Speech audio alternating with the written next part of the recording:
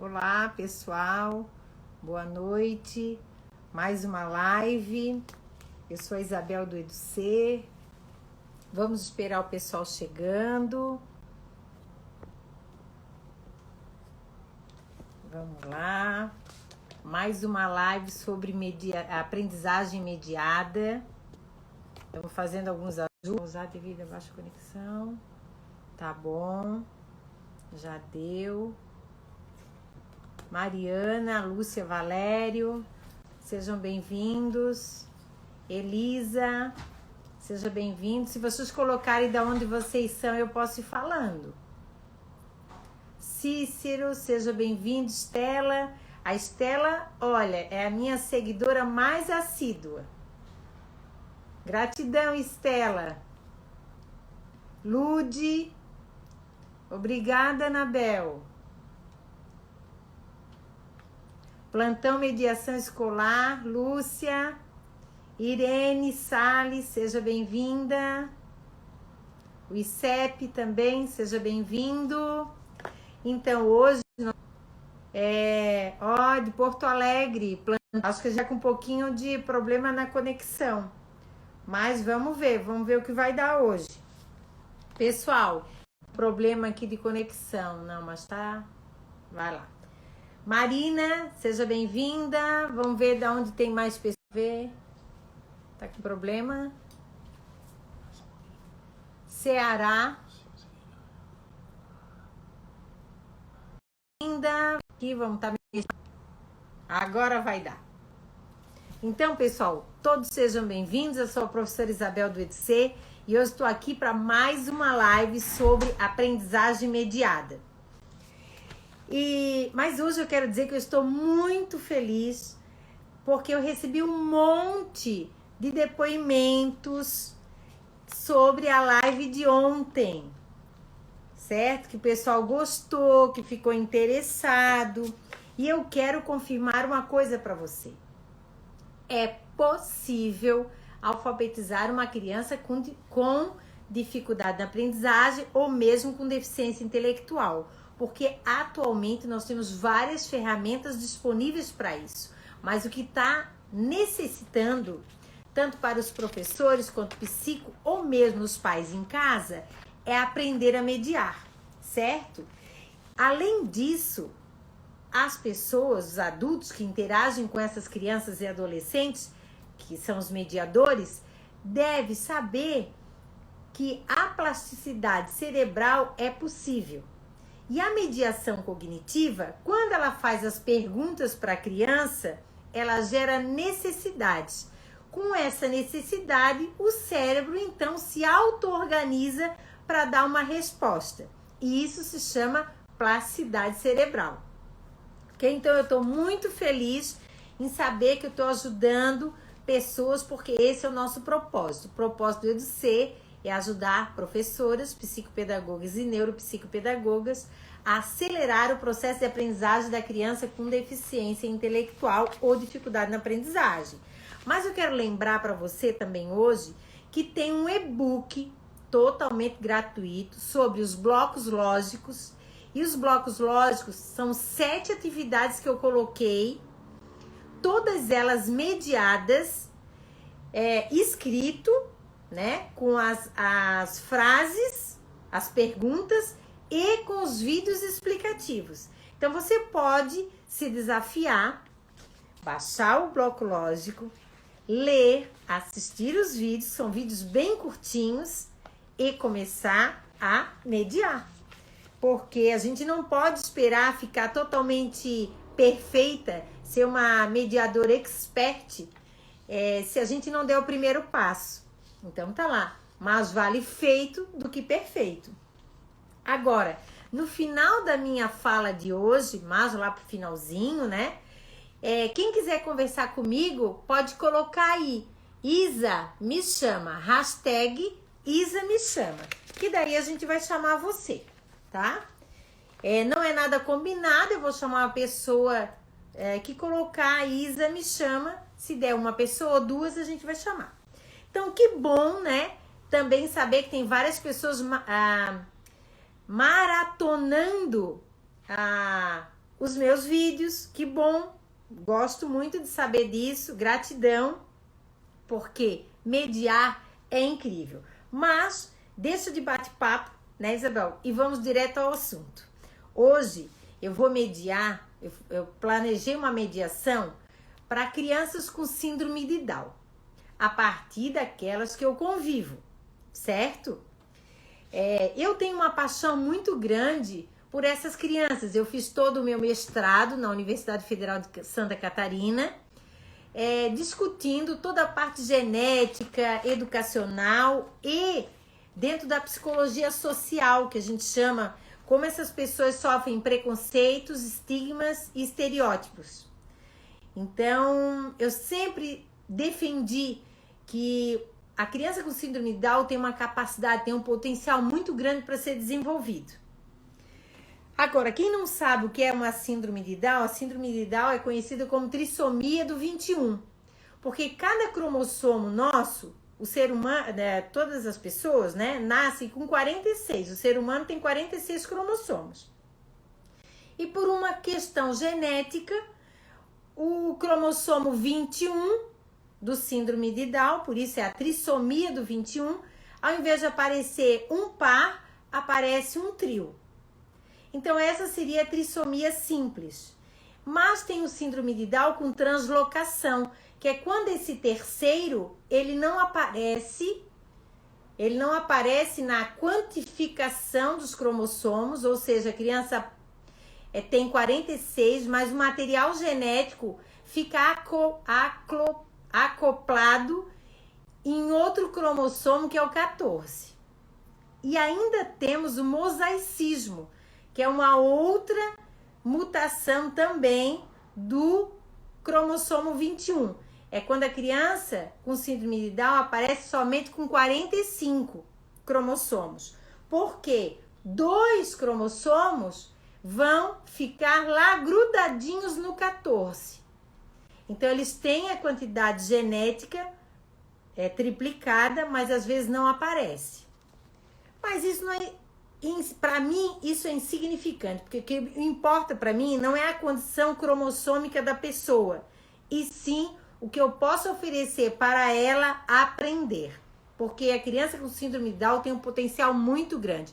Inclusive, tem um vídeo que eu postei, que nós temos mais de 400 pessoas com síndrome de Down que estão fazendo faculdade ou já se formaram.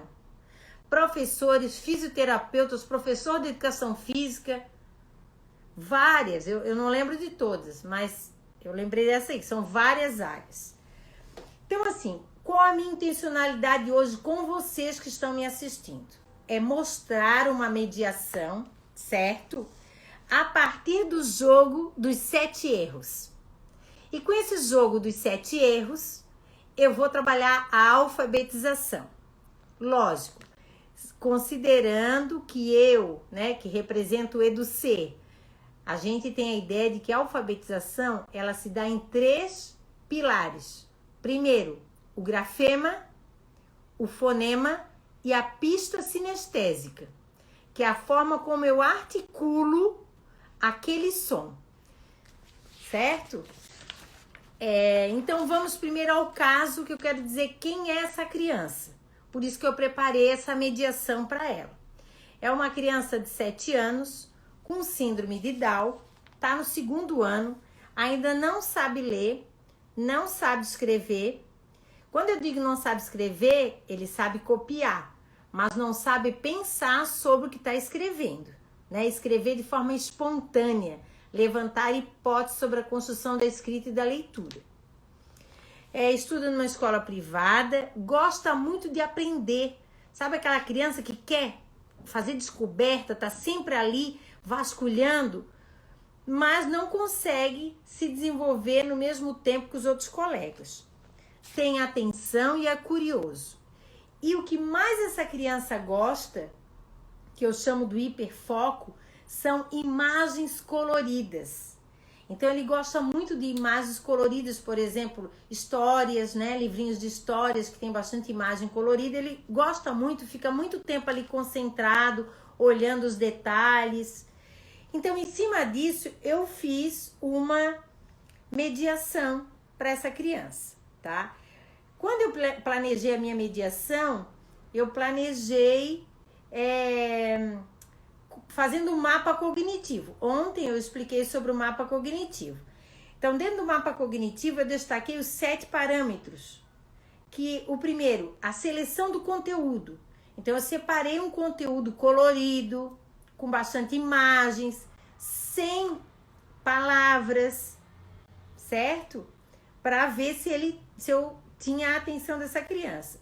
A modalidade foi uma imagem, né, figurativa ou pictográfica. As funções cognitivas, eu separei algumas que eu quero trabalhar, por exemplo, identificação, classificação, especialmente comparação, porque ele vai comparar uma cena com a outra o tempo todo, né? E também as operações mentais, e separei o nível de complexidade. É um nível de complexidade baixo, uma abstração baixa também e a eficiência baixa. Por quê? Porque eu quero que essa criança perceba que ele é capaz de fazer, né? Que ele se sinta motivado e capaz de fazer. Então, é algo fácil que ele pode fazer. E também utilizei os 3 critérios universais, que é intencionalidade, reciprocidade, significado e transcendência, que eu vou estar falando para vocês. Então, a primeira coisa que eu perguntei para essa criança foi o seguinte, colocar para ela a minha intencionalidade. Então, eu tive que ser assim, como é que eu vou dizer para vocês? Alegre. Eu também estar motivada, porque eu queria chamar ele para a tarefa. Então, eu falei o seguinte, hoje nós vamos trabalhar um desafio. Vai ser muito legal, mas precisa da sua atenção. Tá vendo? Eu já tentei buscar o foco dessa criança. É um desafio e precisa muito da sua atenção.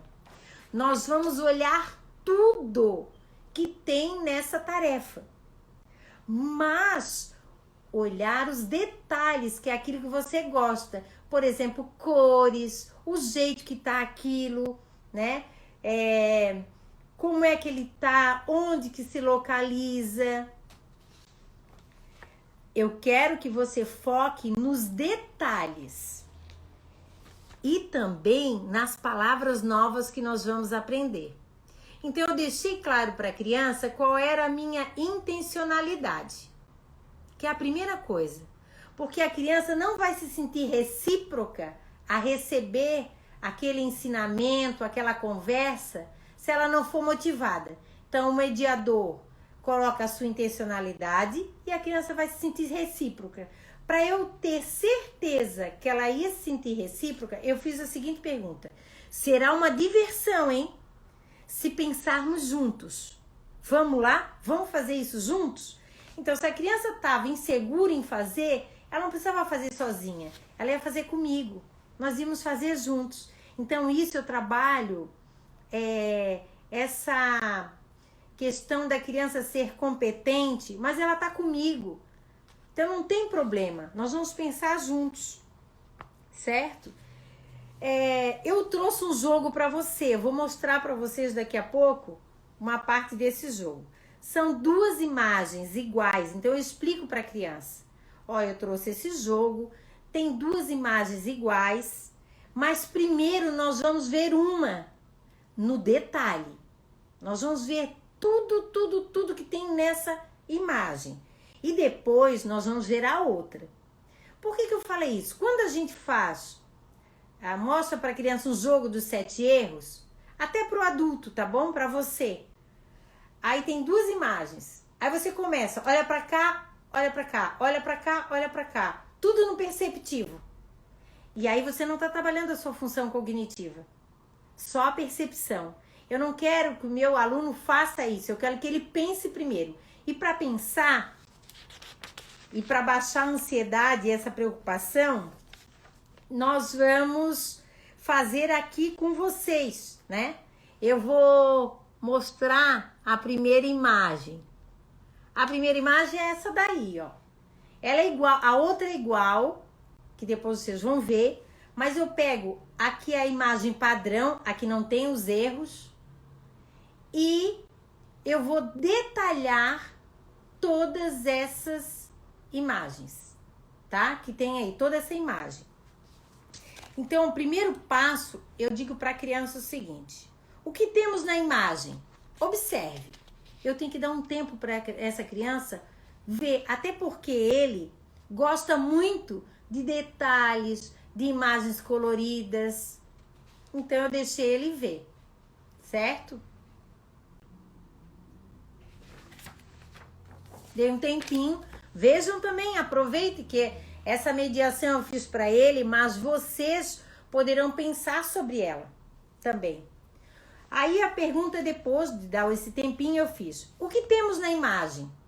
Porque eu preciso saber as zonas de desenvolvimento real, aquilo que ele já sabe. Tudo. Aí eu botei assim, ó: o que tem nessa imagem e que você não sabe o que é. Por exemplo. Porque eu perguntei primeiro o que tem na imagem e depois eu perguntei o que tem na imagem que você não sabe o que é. Para que eu possa dizer o que é. De repente ele não sabia o que estava lá no canto do armário ou dentro do armário. Ele não sabe o que é. Então eu vou dizer, ó, é uma raquete e uma blusa no cabide. Pronto. Mediador avisa. Então eu tenho que encorajar essa criança a dizer também aquilo que ela não sabe. Porque é importante. Aí passou esse período, eu então fui para o detalhamento. E aí eu usei uma função cognitiva chamada identificação. A criança tem que identificar. Aí eu falei assim, ó: você viu uma janela? Você viu? Olhe lá para a janela. Vamos ver o que tem na janela. Me diga, como é que ela é? Olhe bem os cantinhos da janela. Eu quero que vocês olhem também os cantinhos da janela. Então, não é uma janela bem quadrada, assim, né? Ela tem umas pontinhas nas beiradas, certo? E aí eu pergunto para a criança o seguinte: o que tem na soleira da janela? A soleira aqui, para mim, é essa parte de baixo. Que quando a gente abre a janela, fica aquele pedacinho ali, né? O que tem na soleira? Para ele ver que tem um vaso. Mas talvez a criança não sabe o que é uma soleira. Então eu pergunto: você sabe o que é uma soleira? Porque se ela não sabe, eu tenho que dizer o que é e explicar. Que cor é o vaso? Vejam aí, vão respondendo aí para mim. Que cor é o vaso? Que cor é a flor que está no vaso? Olha, nós aprendemos algumas palavrinhas novas. Janela, vaso e soleira. Vamos escrever. E eu escrevi para ela em caixa alta. Vamos escrever nessa folha para a gente não esquecer. Quando eu fiz isso, o que eu quero mostrar para a criança? Que eu quero mostrar que a escrita tem uma intencionalidade. Que, por exemplo, tem gente que escreve as coisas para a gente não esquecer. Então eu fui lá, escrevi no papel e disse que nós íamos escrever no papel para a gente não esquecer daquelas palavras novas. Aí eu pergunto o seguinte, eu até ia dizer o nome da criança, mas não pode, vou chamar de João, que é o nome do meu filho. João, você já viu uma janela assim, igual a essa? Ou parecida? Onde? Quando eu fiz essa pergunta, o que aconteceu? A criança fez uma transcendência. É como eu perguntar para vocês: gente, vocês já viram alguma janela desse tipo em algum lugar? Aí todo mundo tá aí pensando onde viu uma janela dessa. A janela não tá aqui entre nós, tá na tua memória. E isso chama-se transcendência. Então eu queria que ele fizesse transcendência, tá? Outra coisa.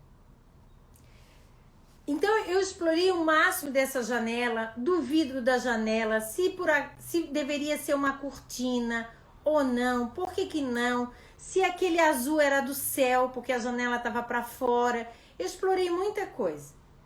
Mas aqui a gente vai encurtar um pouquinho. Aí eu fui pro armário. Observe o armário. Como é que ele é?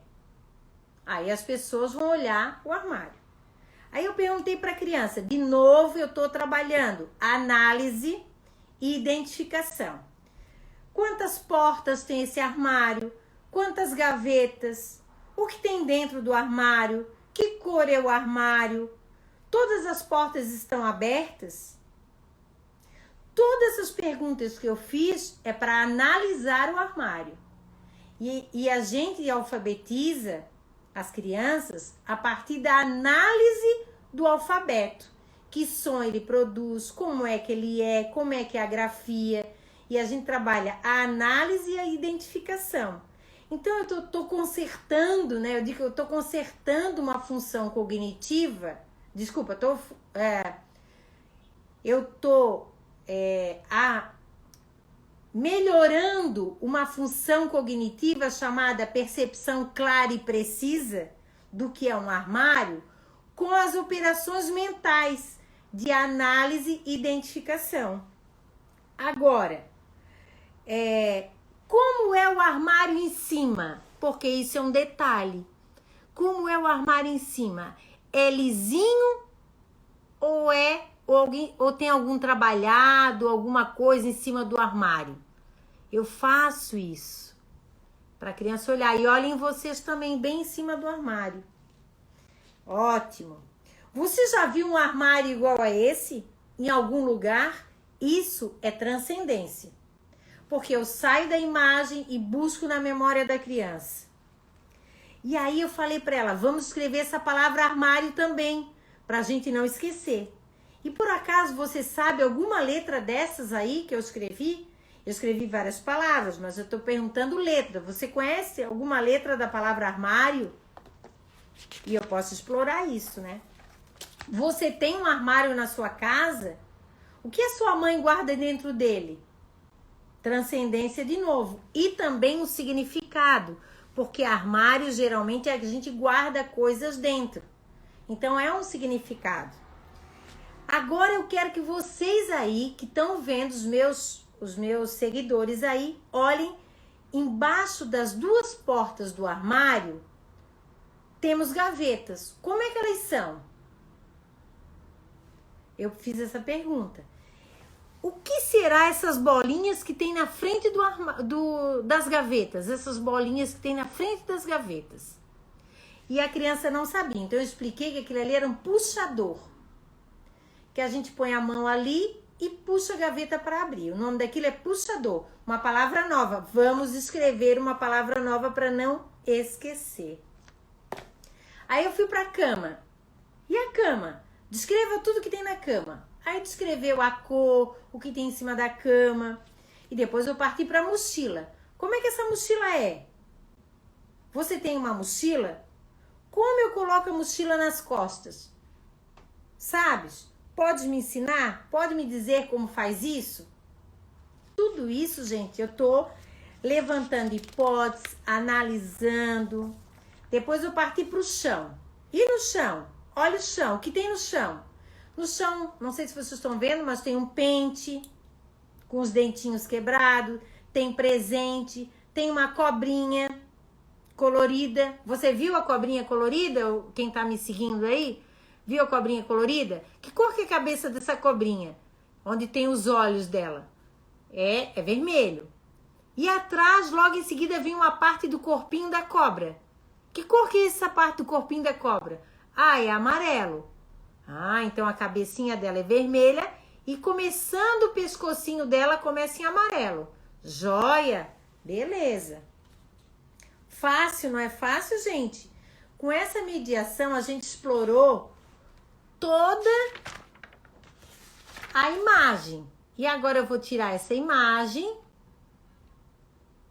e vou colocar a outra imagem. Para que a gente encontre os 7 erros. Aí sim é que a partir da análise da primeira imagem, a imagem que tá, para mim tá à direita. Para você também deve estar à direita. Então a imagem da direita, certo? Foi a que eu analisei com a criança. E a imagem da sua esquerda é que tem os erros. Então agora eu pergunto, foi isso que eu falei para a criança. Agora vamos comparar as duas imagens, encontrar o que tem de diferente. Observe agora as duas imagens. Vamos ao desafio, vamos encontrar o que está de diferente. E aí vem a operação mental de comparação.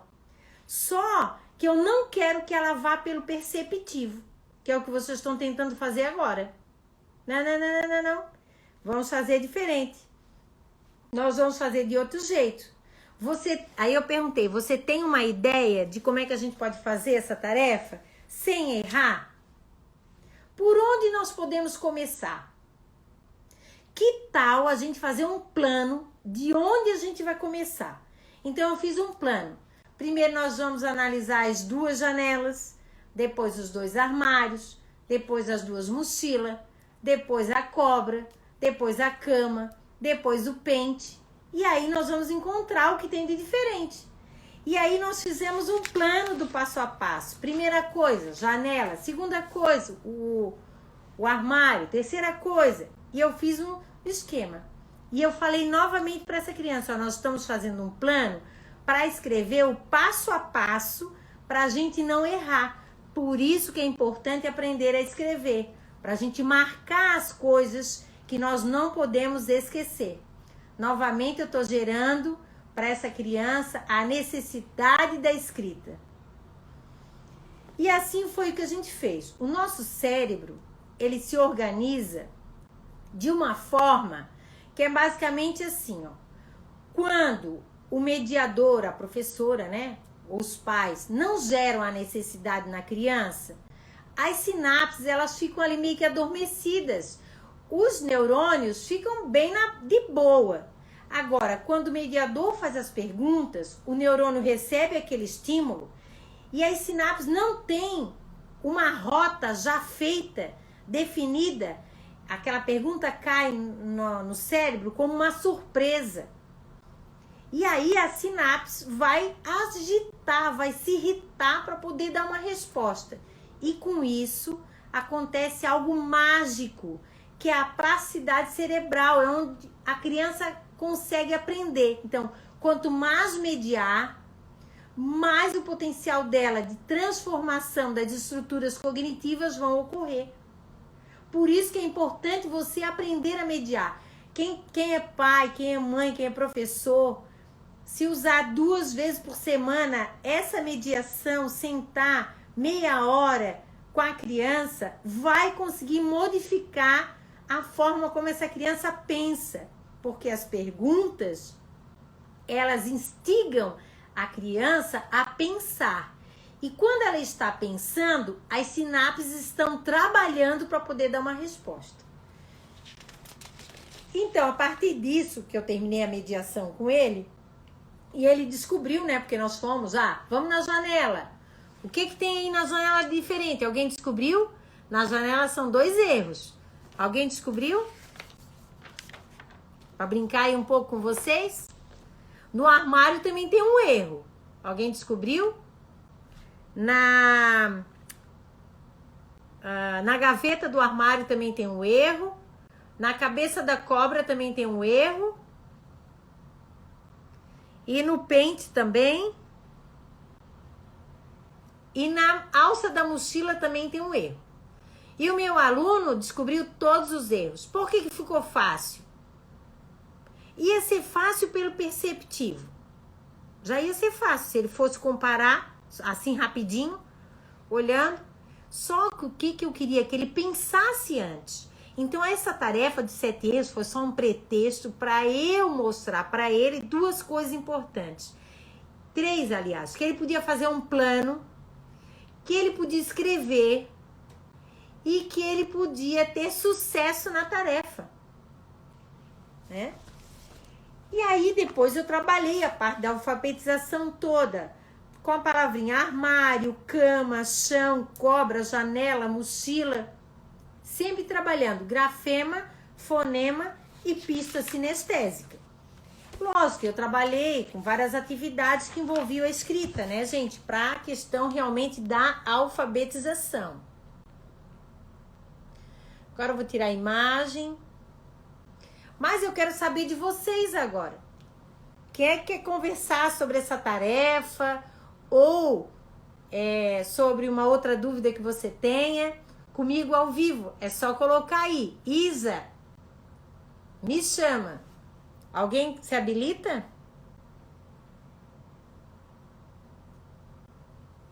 Eu quero ouvir vocês, gente. É uma oportunidade de esclarecer, talvez, algumas dúvidas que você tenha.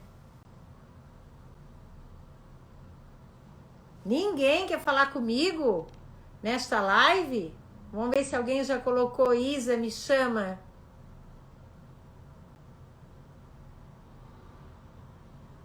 Não? Ó, o armário é trabalhado na segunda imagem. Olha, Elza, entra aí que a gente vai conversar sobre tudo isso aí. Hein? Você se habilita, Elza?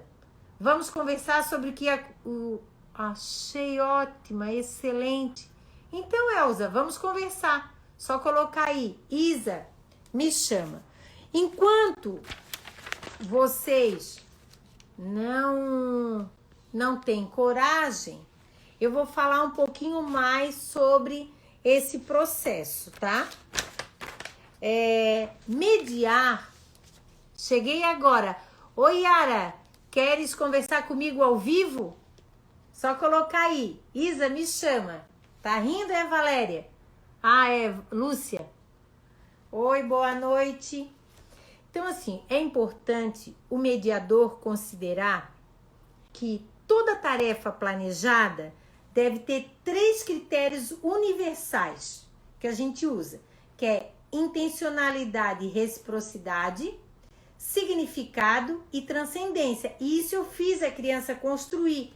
Primeiro, onde estão as transcendências? Quando eu perguntei para ela, na tua casa tem um armário? Você já viu um armário igual a esse? Você já viu uma janela igual a essa? Então, isso é transcendência, aquilo que está ausente da tarefa, que faz a criança buscar na sua memória, certo? Significado, quando eu falei o que a mãe dele guarda dentro do armário. O que a tua mãe guarda dentro do armário? Ou eu estou dizendo que o armário é para guardar alguma coisa. E aí ele vai relacionar com as coisas que a mãe dele tem em casa. É importante você garantir que a criança com síndrome de Down pense sobre o que está fazendo. Seja resgatando algo na memória ou mesmo você instigando ela, dizendo: por que você acha isso? Por que o nosso plano vai dar certo? Os porquês devem estar presentes na sua mediação, certo? Lógico, é muito importante que você trabalhe com a criança síndrome de Down a partir do que ela gosta, que são 2 coisas importantes: o hiperfoco, que é aquilo que ela gosta, e as zonas de desenvolvimento real, que é aquilo que ela já sabe fazer sozinha. Essas 2 coisas é metade do caminho andado. Se essas 2 coisas forem acionadas, você tem a atenção da criança. E deixando a reciprocidade junto, meu filho tem 3 anos, como posso trabalhar isso com ele? Olha, com 3 anos, Yara, você não vai trabalhar o jogo dos 7 erros como esse aqui, né? Mas você pode trabalhar com os blocos lógicos. Eu tenho 7, eu mostro 4 e falo 7, né? Eu tenho 7 atividades completamente mediadas, certo? Com as frases e todas as operações mentais e as funções cognitivas que eu utilizei, que estão na minha página, onde diz lá que tem um presente para você e é gratuito, é só baixar. Aí você baixa o e-book e aí tem essas atividades do bloco lógico e depois também tem os vídeos que eu explico como você fazer. Tem tudo lá, são 8 vídeos. E os vídeos são bem pequenininhos, 3 minutos, 4 minutos, 5 minutos, não passa disso. Então você pode utilizar. E o bloco lógico, as crianças amam de paixão, porque é muito colorido, trabalha com cores, forma, espessura e tamanho. São 4 categorias ou 4 critérios que exigem, por exemplo, análise, classificação, seriação, diferenciação. Isso tudo você pode mediar. Então, se você baixar lá o e-book do bloco lógico, você já vai ter 7 coisas que você vai poder fazer com a criança de 3 anos. Mas também pode ser feito com crianças maiores. Agora, tem também uma mediação bem legal, certo?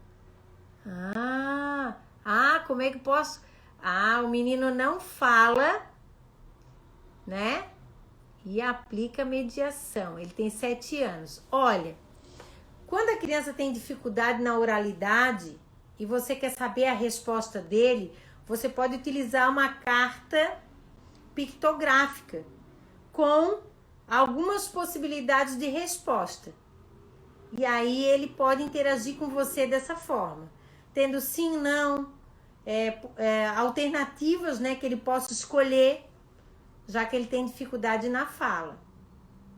A minha área como eu não sou fono, né, fica mais difícil eu dar muitas alternativas com relação às crianças que têm dificuldade na fala. Ele se comunica por libras. Então não teria problema. Então ele pode se comunicar com libras. Independente disso, assim, Force diz para nós o seguinte: a deficiência intelectual, ela pode ser oriunda de uma questão cromossômica, de um acidente, né? Tá ali, instalou. Mas ela é uma área específica. É só uma área específica que não está funcionando adequadamente. Todo o cérebro restante está funcionando. Por isso teu filho anda, come, olha, sorri, pega as coisas. Então essas áreas, quando estimuladas, poderão, certo? Estimuladas pela mediação, poderão assumir aquela função prejudicada.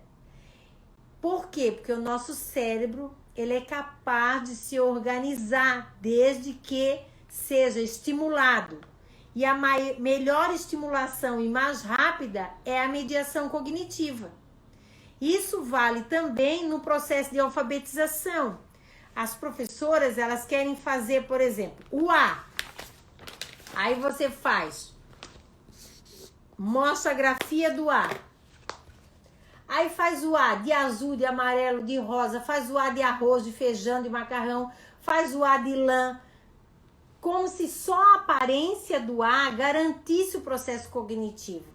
Não, você tem que explorar quem é esse A. O que esse A tem? Como é que é a grafia desse A? O que esse A lembra, por exemplo? Aí você sai da imagem e vai para o pensamento. E aí vai ativar a associação, comparação. A criança pode dizer, isso aqui parece o telhado de uma casinha.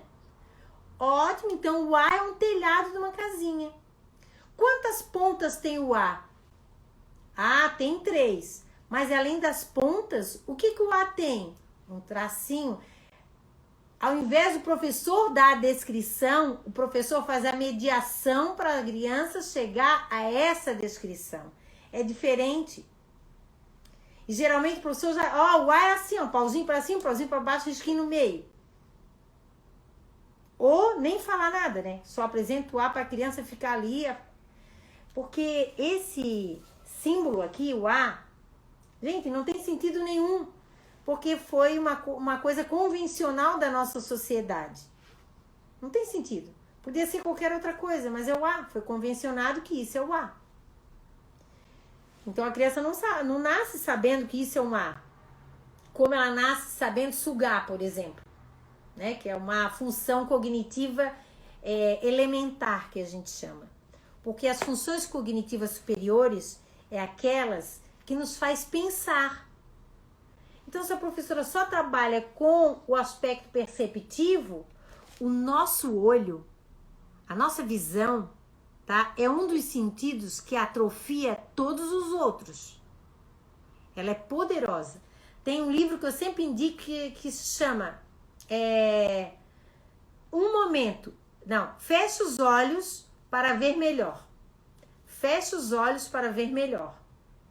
Certo? Por quê? Porque a partir do momento que a gente fecha o olho, a gente começa a ativar os outros sentidos pensando.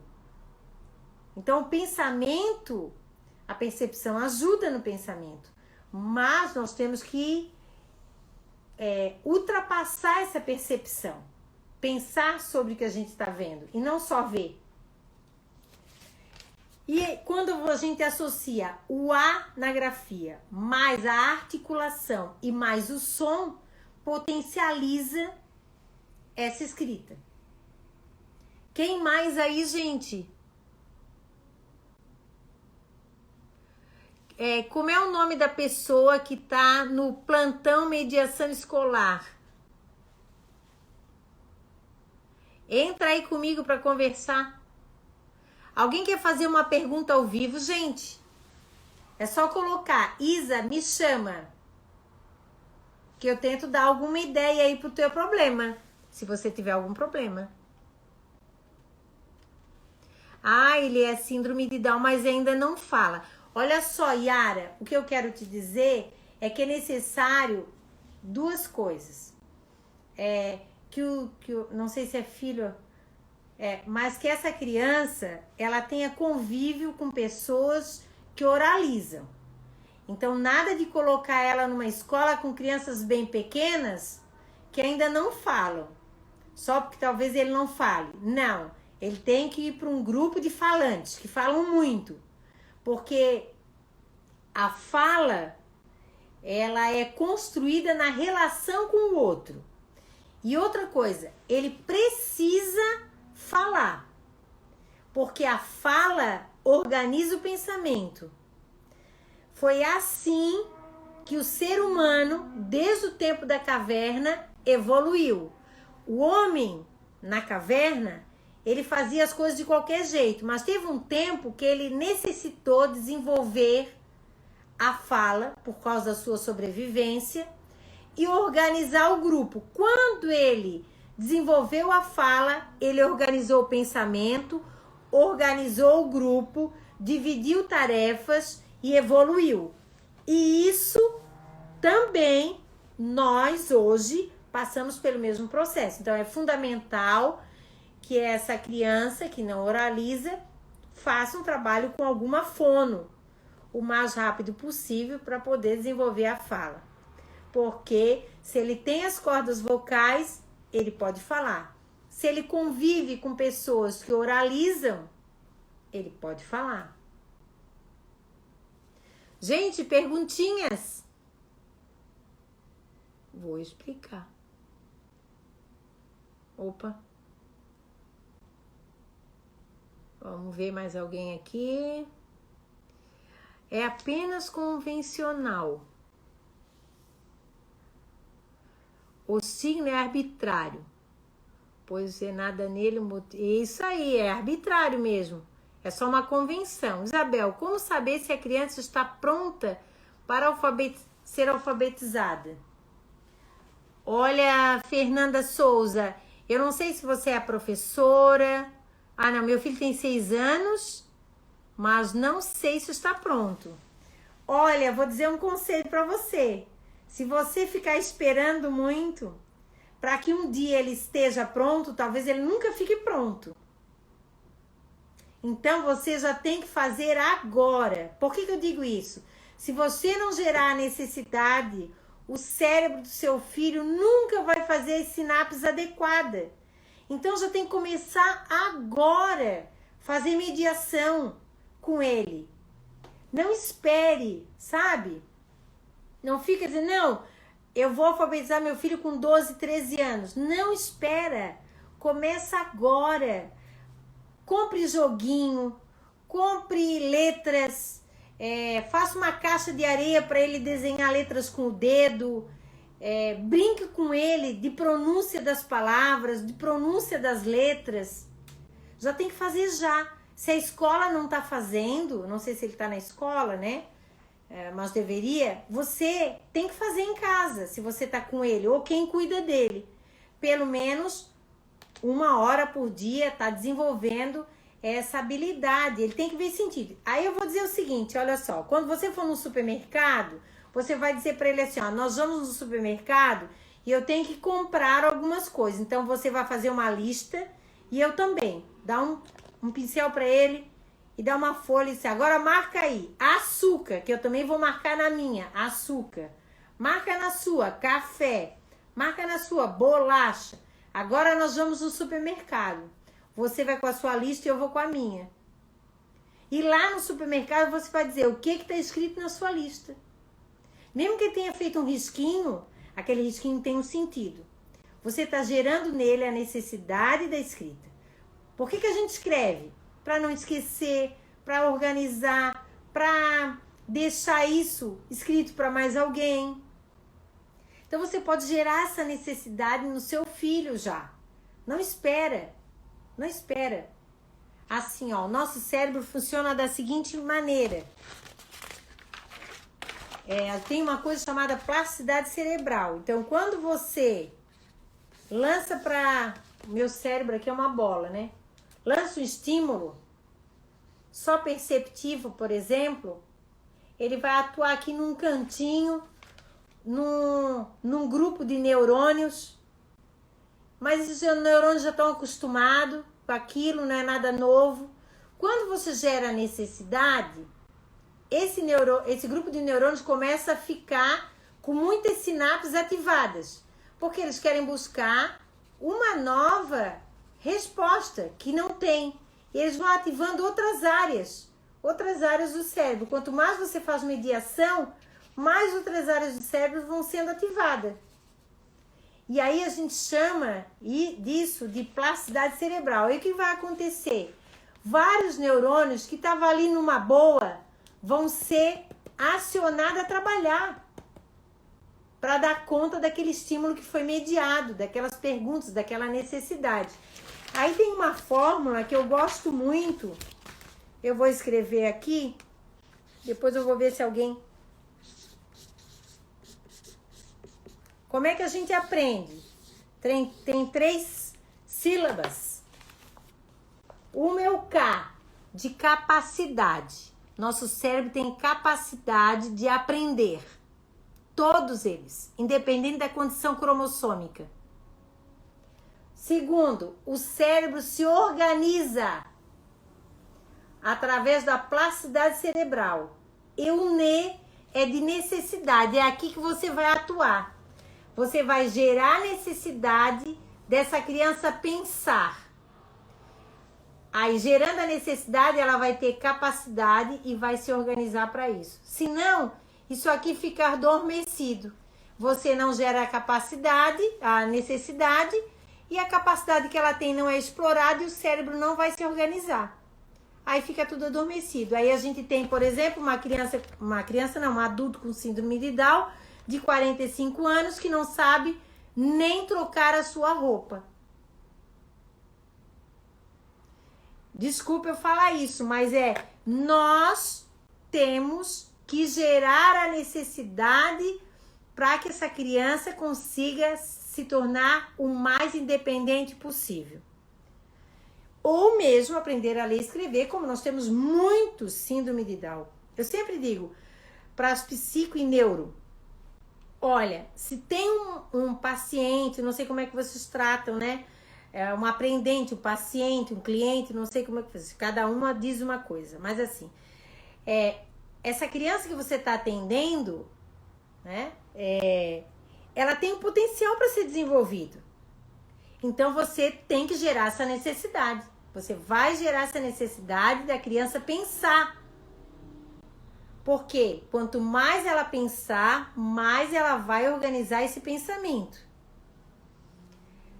Eu tenho alguns vídeos aí que vocês podem ver. Eu trabalho com bastante questões da alfabetização sendo mediada.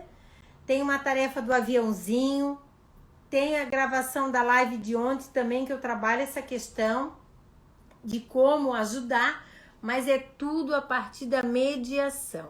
Eu não sei, Fernanda, se eu falei, é necessário assistir, é válido colocar os vídeos para assistir?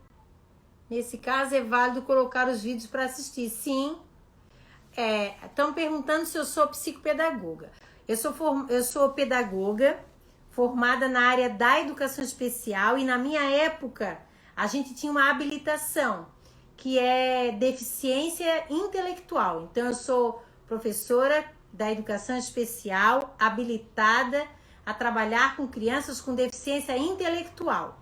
Depois eu fiz uma especialização, né? Algumas especializações, uma delas é em psicopedagogia, outra em neuropsicopedagogia, e sou mestre em educação e doutora em educação. Trabalho com formação de professores. Mas o que fez eu fazer todas essas coisas diferentes com as crianças e acreditar que elas são capazes foi o curso de mediadora, porque eu sou trainer do Forstein. Eu fui para a Holanda, eu já contei essa história em alguns vídeos. O curso é caríssimo, mas eu fui, eu não tinha dinheiro. Aí eu fiz o meu marido vender o carro dele para pagar o curso para mim. O curso todo, com a viagem, para permanecer na Holanda durante um mês, foi 30 mil reais. E eu estudava todos os dias, das 9 da manhã às 9 da noite, com o Forstein. Com ele foi meu professor. E a partir disso eu voltei para o Brasil com meu certificado e eu sou habilitada a trabalhar com mediação. E é isso que eu quero ensinar para vocês, né? Que vocês não precisam ir para fora do país, especialmente agora que o euro está altíssimo, certo? Por quê? O que eu faço? Eu ensino vocês a como acelerar o processo de aprendizagem da criança com deficiência intelectual ou dificuldade na aprendizagem, fazendo mediação. Então, eu ensino como fazer a mediação, como usar as 28 funções cognitivas, as 19 operações mentais e os 12 critérios de mediação. Eu gosto de dar tudo mastigado, porque eu sou professora, né? Então, eu gosto de estar tudo bem mastigadinho para a pessoa compreender o mais rápido possível e já atuar o mais rápido possível para a criança, para a gente poder acelerar esse processo de aprendizagem da criança, né? Isso é importante. Eu sou formada em letras, curso pedagogia, gostaria de encontrar materiais adequados para alfabetizar minha neta de 5 anos. Percebi que a professora trabalha de forma tradicional.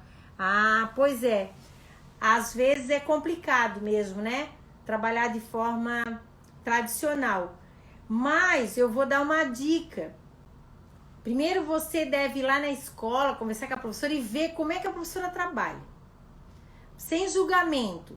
E depois você vai adequar a forma como você vai mediar a criança nas tarefas.